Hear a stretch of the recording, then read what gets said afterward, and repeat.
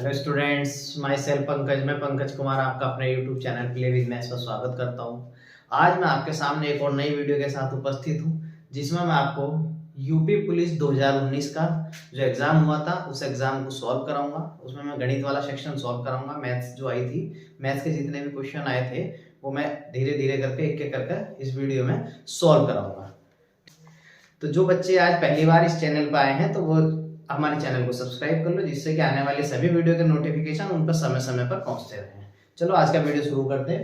भैया कुछ क्वेश्चन लिए मैंने यूपी पुलिस सॉल्व पेपर 2019, यानी जो 2019 के अंदर यूपी पुलिस का एग्जाम हुआ था उसमें मैथ्स का सेक्शन लिया है मैंने, और इसे मैं एक एक करके सॉल्व करूंगा।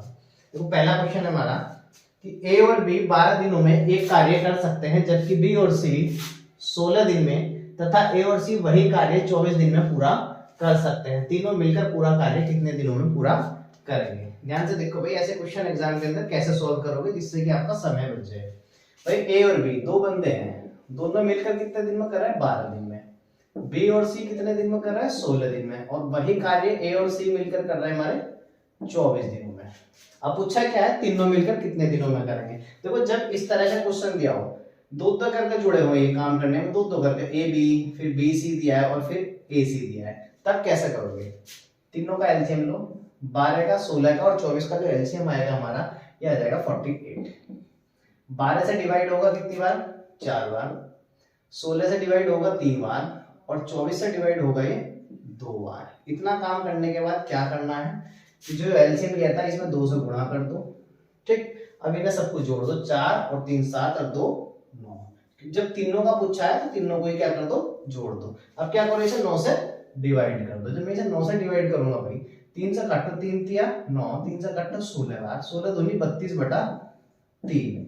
जब मैं 3 से 32 को काटूंगा तो ये आ जाएगा हमारा 10.67, यानी ऑप्शन नंबर डी, ये हमारा आंसर है। नेक्स्ट क्वेश्चन देखो भाई, क्वेश्चन नंबर 2।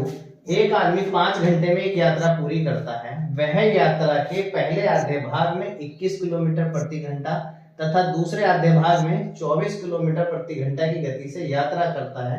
यात्रा की कुल दूरी क्या है? भाई कोई यात्रा है, मान लो सपोज दैट भाई यहाँ से यहाँ तक की यात्रा है। इस यात्रा में क्या करता है वो, इसका जो आधा हिस्सा है, पहले आधे भाग में जो उसकी स्पीड है वो 21 किलोमीटर प्रति घंटा है। यहाँ जो स्पीड है वो 21 किलोमीटर प्रति घंटा, और जो सेकंड हाफ है उसका जो दूसरा आधा भाग है उसमें जो स्पीड दी है वो है 24 किलोमीटर प्रति आवर। और जो टोटल टाइम लग रहा है इसे पूरी यात्रा में वो लग रहा है इसे टोटल 5 घंटे का, टोटल 5 घंटे का। देखो करने के इसे बहुत सारे तरीके हैं, कोई से भी मेथड का यूज कर सकते हो। ठीक है, ऐसे क्वेश्चन को कैसे करना चाहिए जिससे कि एग्जाम के अंदर टाइम बचे और आसान भी लगे। तो क्या मतलब टोटल दूरी मान लो, तुम्हें आधा आधा भाग के लेना है तो टोटल दूरी 2x मान लो। भाई टोटल दूरी जो है हमारी यहाँ से यहाँ तक की कितनी मान ली हमने? 2x, यानी x इधर हो जाएगी और x इधर हो जाएगी। टोटल टाइम दिया है हमें, भाई समय क्या दिया? 5 घंटे। और समय क्या होता है? समय बराबर होता है दूरी बटे चाल। यहाँ से यहाँ तक की दूरी कितनी है हमारी? x, चाल कितनी? 21। ये वाला समय पता चल गया। ऐसे इधर वाला समय निकाल दो, x बटे 24, और जो टोटल टाइम दिया है वो कितना दिया है? 5 घंटे। दोनों को ऐड कर दे तो टोटल टाइम कितना हमारा? 5 घंटे। अब क्या करोगे? एलसीएम लेकर फ्रैक्शन सॉल्व कर दो। 21 और 24 का जो एलसीएम आएगा तो वो आ जाएगा 168। 21 से कटेगा ये 8 बार तो 8x, 24 से कटेगा ये 7 बार तो ऊपर हो गया 7x इज इक्वल टू 5। 8 और 7 15x, और ये 168 इधर गुणा में आ जाएंगे। 15 से इसे काटो, 5 ही का 5, 5 तिया 15। 3 से इसे काट दो, 3 पंजे 15 और 3 6 18, यानी x की जो वैल्यू आ गई हमारी 56। हमसे क्या पूछिए? टोटल दूरी कितनी है, यात्रा की कुल दूरी क्या है। भाई टोटल दूरी कितनी मान रखी है हमने? 2x। 2x मतलब 2 गुणा 56, यानी 112 किलोमीटर। 112 किलोमीटर, यानी ऑप्शन नंबर। इस क्वेश्चन को एक और मेथड से बता रहा हूँ, क्वेश्चन नंबर 2 को एक और मेथड से बता रहा हूँ, उस मेथड से भी कर सकते हो। कई सारे मेथड इसे करने के, ध्यान से देखो। हम औसत चाल से भी ऐसे क्वेश्चन को कर सकते हैं। भाई ध्यान दो, पहले आधे भाग में उसकी जो स्पीड है 21 और दूसरे आधे भाग में जो उसकी स्पीड है 24। अगर मैं बात करूं कि एवरेज स्पीड क्या है उसकी, total average speed, average speed, average speed. भाई औसत चाल का सूत्र होता है हमारा 2xy upon x plus y। x क्या है? पहली वाली चाल और y क्या है दूसरी वाली चाल, कितनी आ जाएगी एवरेज स्पीड 2 गुणा 21 गुणा 24 बटे 21 प्लस 24, तो ये आ जाएगा तुम्हारा 2 गुणा 21 गुणा 24 बटे 45। ठीक, काट दो इसे जिससे भी कट रहा, जैसे भाई 3 से काटो 15 बार, 3 से काटो 7 बार, 3 से काटो 5 बार और 3 से काटो 8 बार, 8 सत्ते 56 दूनी 112 बटे 5। क्या आ गई हमारी चाल आ गई, एवरेज स्पीड आ गई। हमें क्या निकालना, कुल दूरी। दूरी दूरी का सूत्र क्या होता है, दूरी वाला होता है चाल गुणा समय, चाल गुणा समय। चाल कितनी है हमारी 112 बटे 5, समय कितना दिया था टोटल हमें 5 घंटे का, तो समय हो गया हमारा 5 से 5 काट दो, टोटल कितना आ जाएगा हमारा आंसर 112, यानी ऑप्शन नंबर। इस मेथड का भी यूज कर सकते हैं, अच्छा मेथड है। नेक्स्ट क्वेश्चन देखो भाई, 2 रेलगाड़ियों की गति का अनुपात 5:6 है, दूसरी रेलगाड़ी 5 घंटे में 450 किलोमीटर की दूरी तय करती है, पहली गाड़ी की गति क्या है। भाई 2 ट्रेन दी है, पहली दूसरी, और इनकी जो स्पीड है उसका रेशियो दिया है 5:6, चालों का अनुपात दिया है 5:6। अब क्या दिया है कि जो दूसरी वाली ट्रेन है, ये वाली जो ट्रेन है वो 5 घंटे में 450 किलोमीटर जा रही है, 5 घंटे में कितनी चलती है 450। अगर मैं इसकी स्पीड निकालने लगूं, स्पीड क्या होती है भाई, स्पीड क्या होती है डिस्टेंस अपॉन टाइम, चाल क्या होती है दूरी बटे समय। भाई दूरी 450 है, टाइम कितना लग रहा है 5 घंटे, यानी इसकी जो स्पीड है कितनी आ गई 90 किलोमीटर प्रति घंटा। दूसरी वाली की चाल दी कितनी है 6, और हमारी आई कितनी निकल गए 90, यानी 6 की वैल्यू 90 है, मतलब 1 की वैल्यू कितनी आनी चाहिए हमारी, कितनी आ रही है सर 15। 15 गुना करोगे तभी तो 90 बनेगा। 6 की वैल्यू 90 है, अगर 1 की वैल्यू निकाल दो तो 6 से डिवाइड कर दो, कितना आ गया 15। 15 गुना इसमें करना पड़ रहा तो 15 गुना इसमें कर दो, 15 गुना करूंगा तो कितनी आ जाएगी इसकी स्पीड 75 किलोमीटर प्रति घंटा, यानी ऑप्शन नंबर डी, यही हमारा आंसर है। नेक्स्ट क्वेश्चन देखो, क्वेश्चन नंबर 4, बहुत ही अच्छा क्वेश्चन है लाभानी का, बहुत ही बढ़िया क्वेश्चन है। ऐसे क्वेश्चन लगभग बड़े बड़े एग्जाम में भी आते हैं, एसएससी जैसे एग्जाम के अंदर भी ऐसे क्वेश्चन काफी पूछे जाते हैं। एक खुदरा विक्रेता 10 रुपए की दर से 7 वस्तुएं, 11 रुपए की दर से 9 वस्तुएं और 15 रुपए की दर से 14 वस्तुएं खरीदी। प्रति वस्तु बिक्री मूल्य ज्ञात करें यदि माना जाता है कि औसत लागत मूल्य पर 20% लाभ होना चाहिए।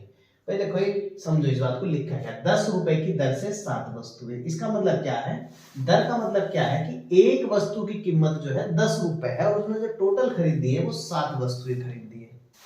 तो क्या बताया मैंने कि एक वस्तु की कीमत जो 10 रुपए है और उसने कितनी वस्तुएं खरीदी 10 रुपए वाली, टोटल 7 वस्तुएं। भाई एक वस्तु की कीमत 10 है तो 7 वस्तु की कीमत कितनी होगी, 7 वस्तु की कीमत कितनी होगी 7×7 रुपए। इसी तरह 11 रुपए की दर की कितनी वस्तुएं खरीदी उसने 9 वस्तुएं, तो 9 वस्तुओं की कीमत कितनी होगी भाई, एक वस्तु की कीमत 11 रुपए है तो 9 वस्तुओं की कीमत कितनी होगी 99 रुपए। फिर आगे क्या बताया, 15 रुपए की दर वाली कितनी वस्तुएं खरीदी 14 वस्तुएं। भाई एक वस्तु की कीमत 15 है तो 14 वस्तुओं की जो कीमत है वो कितनी हो जाएगी 14 गुणा 15, गुणा कर दो कितना आ जाएगा 15 चौका 60, 0 15 का ना 15 और 6 21, टोटल कितना आया, कॉस्ट प्राइस कितना आया, मतलब टोटल जो हमने खरीदा वो कितना खरीदा, कितने रुपए का सामान बन रहा है हमारा भाई 9 21 और 9 30 और 7 37, 379 रुपए का। टोटल वस्तुएं कितनी खरीदी गई देखो, 7 यहाँ 9 हो गई, कितनी हो गई 16 और यहाँ कितनी खरीदी 14। टोटल कितनी वस्तुएं हमारी 30 आर्टिकल है हमारे, यानी 30 वस्तुएं कितने रुपए की 379 रुपए। तो क्या करोगे, 30 वस्तुओं की कीमत हमारी 379 रुपए। तो ऐसे क्वेश्चन में क्या करो, हमसे देखो पूछा क्या प्रति वस्तु, तो एक वस्तु की कीमत निकाल दो, एक वस्तु का जो कॉस्ट प्राइस आएगा हमारा, एक वस्तु का जो कॉस्ट प्राइस है हमारा, क्या करोगे 30 से डिवाइड कर दोगे।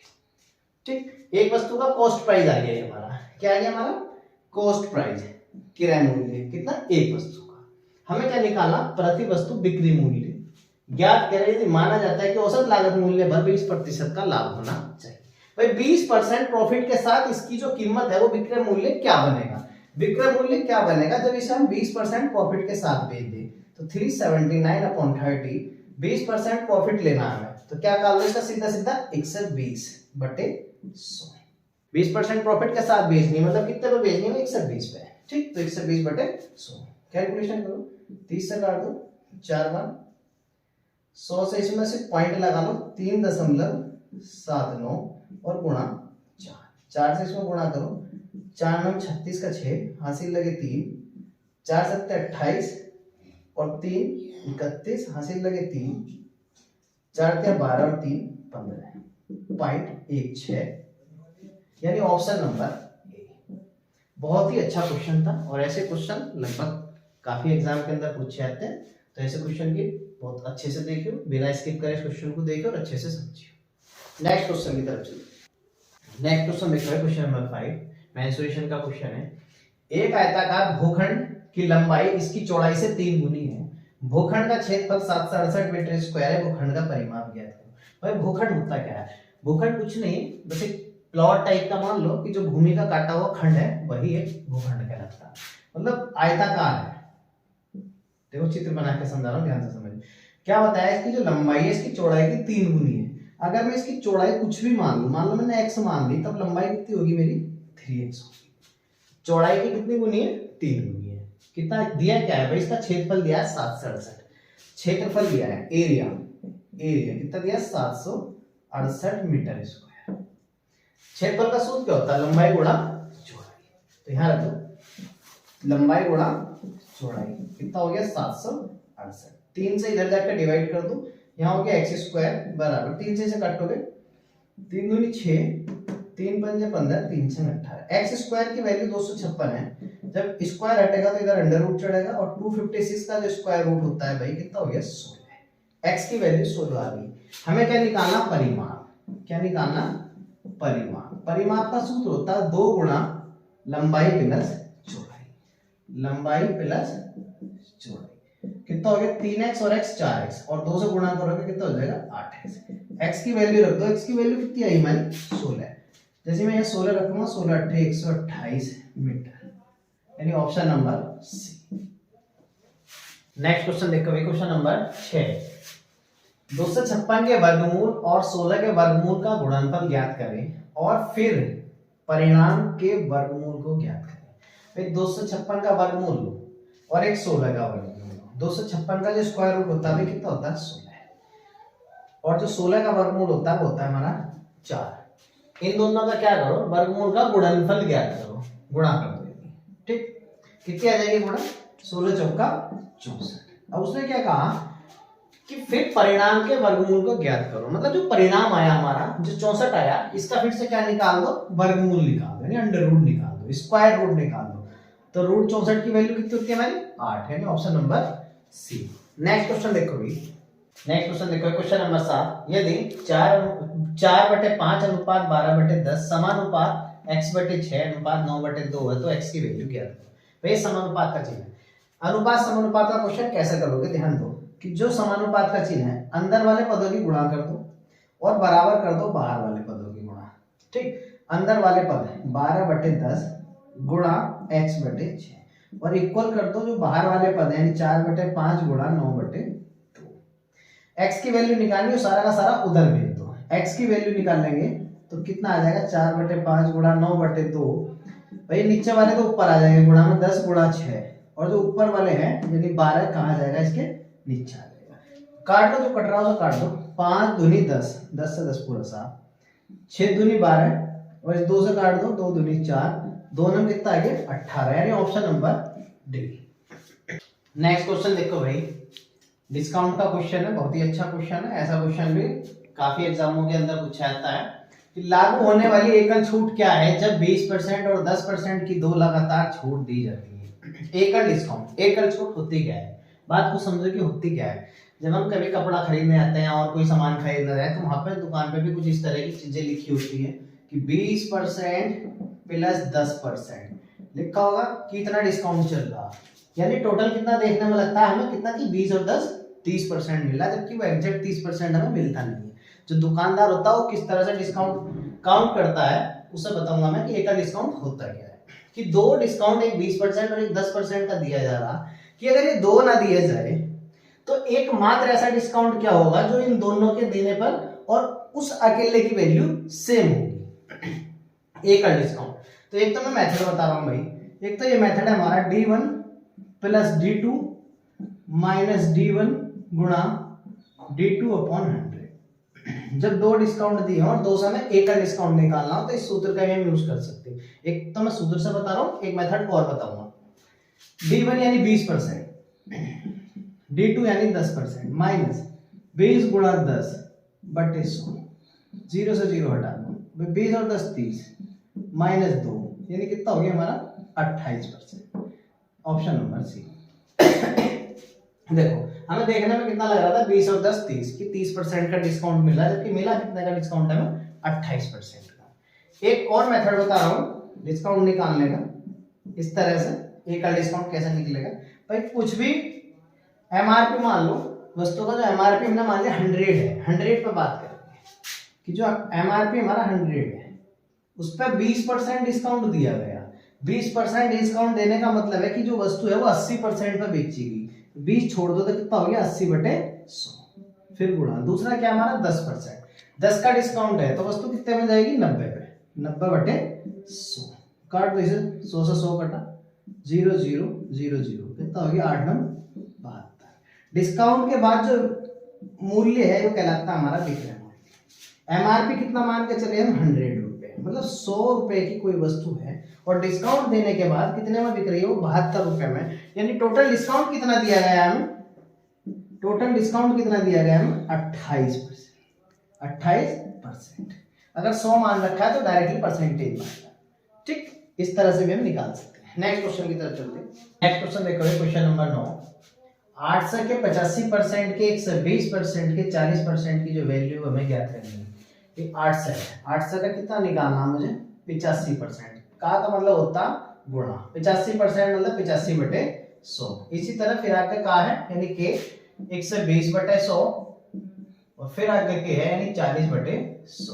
कैलकुलेट कर दो, 100 से 2 जीरो काट दो, 1 0 से 1 0, इस 0 से 0 काट दो। ठीक, क्या बचा हमारे पास 8 गुणा 85 गुणा 12 गुणा 4 और बटे में कितना बच रहा है हमारे पास।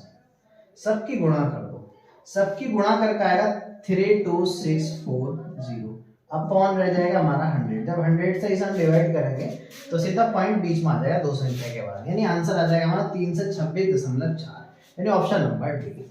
यही था मेरा आज का वीडियो। आधा पेपर मैंने आज सॉल्व कराया और आधा पेपर में अपना नेक्स्ट वीडियो में सॉल्व करूंगा। अगर वीडियो पसंद आया तो इसे लाइक करना और चैनल को सब्सक्राइब करना।